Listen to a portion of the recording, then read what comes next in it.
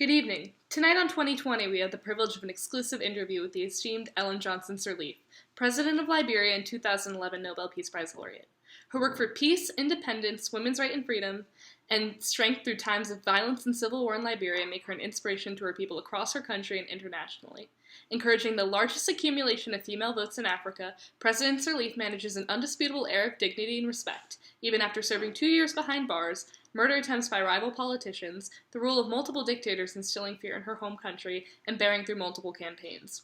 After receiving a master's degree from Harvard in public administration, President Sirleaf began her peaceful yet firm and respectable involvement in government across Africa. Her ongoing list of acknowledgments and awards begins with her election as president by almost a 60% majority and was later awarded the United States Presidential Medal of Freedom. She was the only woman to be named a top 10 world leader in 2010, and then in 2011 was awarded her Nobel Peace Prize. Her list of accomplishments surely does not fall short, and she continues to excel for her country in her continued role as president. She may be known as Africa's Iron Lady, but her compassion and integrity are obvious as she reigns onto the reception of millions of adoring people. Let's go and speak with her now. Hello, today we are here with Ellen Johnson Sirleaf. Hello, thank you for having me. It's a pleasure to have you here. So let's start where with all the success began. Well, I was born in Monrovia, Liberia, and when I was born into a lot of chaos in my country. You've come quite far from living in a small town in Liberia to being the first female president. Thank you, I'm proud of my country and my achievements so far. Now let's get down to the meaty stuff. We all know you've won many awards. Tell us how you started, why you fought for Liberia so hard. It all started when I went to college and got my master's degree at Harvard.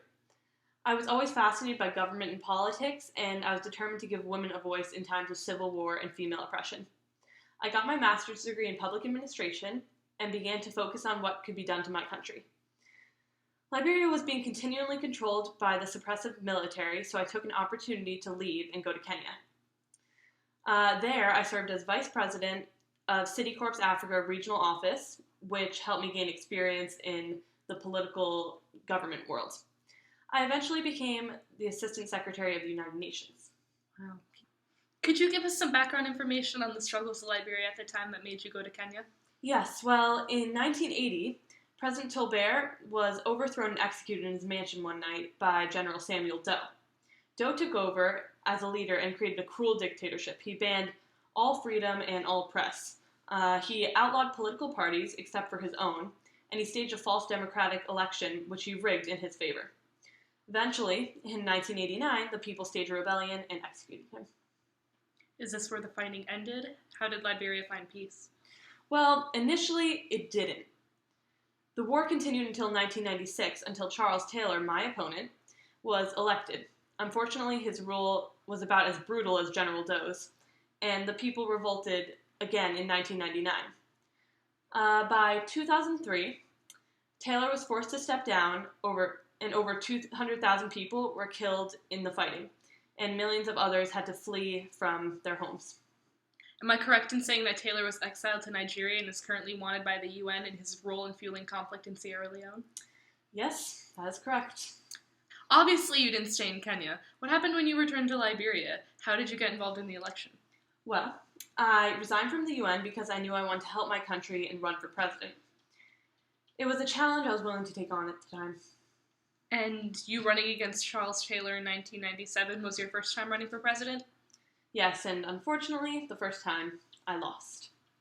That must have been disappointing considering the state of the country at the time. What did you do next?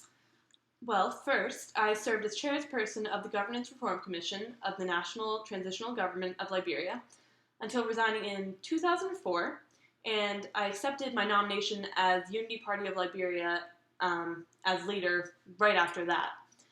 It made me feel very blessed that my people had such faith in me. You then ran for president again in 2005? Yes. You won with an impressive 60% majority. What changed from the last time you ran? Well, in my campaign, I made an effort to make it known that women should not be fearful of powerful men. I encouraged women to have the rightful voice in their government and future, and I spread ideas about peace and reconciliation rather than further fear and distrust in our political leaders. I think people almost see me as a kindly grandmother. A kindly grandmother that can get things done right, of course. After your election, how did you find the country to be? Well, my explicit goal has always been to heal the wounds of my country. After all the conflicts, things were completely in ruins. People had no running water, there were no roads, there was no infrastructure really. People were illiterate and uneducated, and children were not being encouraged to change things. People and their families were basically broken. I'm sorry to hear things were in such a state.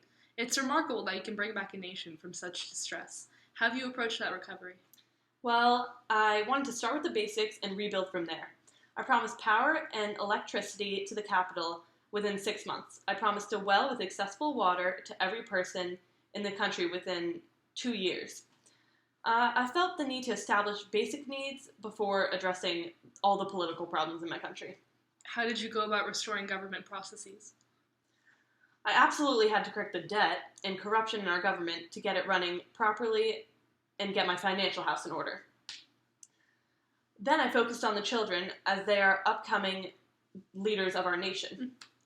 I took former child soldiers and I gave them education or jobs. You like to get common people involved in your legislative processes. How has this worked for you? I find it builds people's trust in their leaders when you give them a voice. I'm here to serve the common librarian, so I go to the common librarian for advice. What specific issue have you really focused your time on? Something I've spent a lot of time on is the negotiation of an arms trade treaty. I'm a longtime advocate for Oxfam and the West African Action Network on small arms for the arms trade treaty. And what we're trying to do is limit the irresponsible importation of violent weapons. Has this proven to be effective? Actually, yes. In 2003, I found that the brief period of peace coincided with the lack of violent and destructive weapons until they again became illegally available. That's fantastic. In 2010, you were named the only female top 10 world leader by Time magazine. How did that make you feel? Well, it's an incredible honor, of course. At this point in time, I feel women should be supported in higher positions of power without being afraid of men that they perceive to be more powerful. It's time for women to stand up. Winning the Nobel Peace Prize alongside 2 other strong and powerful women restored my confidence in what we can all achieve. I wish you all the best in your continued position in Liberia. Thank you so much for speaking with me. It's been an honor. Well, the pleasure is all mine. Thank you for having me. That concludes tonight's segment of 2020. Thank you for watching. We'll see you again tomorrow night.